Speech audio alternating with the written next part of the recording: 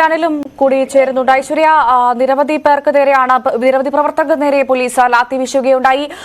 കൂടുതൽ യൂത്ത് കോൺഗ്രസ് പ്രവർത്തകർക്ക് പരിക്കേറ്റിട്ടുണ്ടോ? ഇനിയും ഒരു സമരത്തിലേക്കുള്ള സാധ്യത അവിടെ കാണുന്നുണ്ടോ?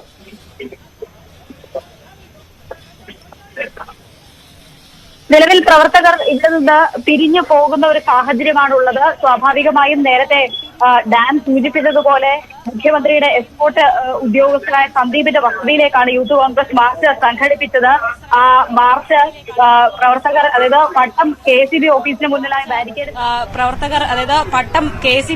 മുന്നിലായി ബാരിക്കേഡ് സ്ഥാപിച്ച് പോലീസ് അത് തടയാനുള്ള സംവിധാനങ്ങൾ ഒരുക്കിയിരുന്നു. പക്ഷേ അപ്പോഴേക്കും യൂത്ത് കോൺഗ്രസ് പ്രവർത്തകരെത്തി ബാരിക്കേഡ് മറിച്ചിട്ടുകൊണ്ട് ശക്തമായ പ്രതിഷേധമാണ് അവിടെ അരങ്ങേറിയത്. അതിനുശേഷം പിന്നീട് ഈ പ്രവർത്തകരെ മാറ്റാനായി ജലപീരങ്കി പ്രയോഗിക്കുകയും ഒപ്പം തുടർന്ന് ഇവരോട് പിരിഞ്ഞു പോകാൻ ആവശ്യപ്പെടുകയും ചെയ്തു. പക്ഷേ പ്രവർത്തകർ പിരിഞ്ഞു പോകാത്ത ഒരു സാഹചര്യത്തിലാണ് വീണ്ടും ജലപീരങ്കി പ്രയോഗിക്കുകയും ഒടുവിൽ ലാത്തി ചാർജ് പോലും വേണ്ട ഒരു സാഹചര്യം വന്നത്. എന്തായാലും പോലീസിന് നേരെ കല്ലെറിയുന്ന ഒരു പ്രതിഷേധത്തിലേക്ക് കൂടി യൂത്ത് കോൺഗ്രസ് കടന്നു എന്ന് പറയാതെ വയ്യ.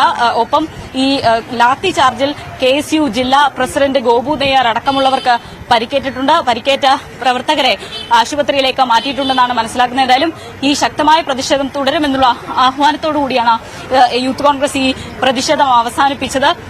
ഈ സമരം വരും ദിവസങ്ങളിൽ ഈ സമരം തുടരും. യൂത്ത് കോൺഗ്രസ് സംസ്ഥാന അധ്യക്ഷനടക്കം അത്തരമൊരു പ്രഖ്യാപനം നടത്തിയിരുന്നു. എന്തായാലും നിലവിൽ പ്രവർത്തകർ ഇവിടെ നിന്ന് പിരിഞ്ഞു പോകുന്ന ഒരു സാഹചര്യമാണ് ഇവിടെ കാണാനാകുന്നത്. ശരി, ഐശ്വര്യ ആണിലും ഡാൻ കുര്യനുമാണ് വാർത്തയുടെ വിശദാംശങ്ങൾ പങ്കുവച്ചത്.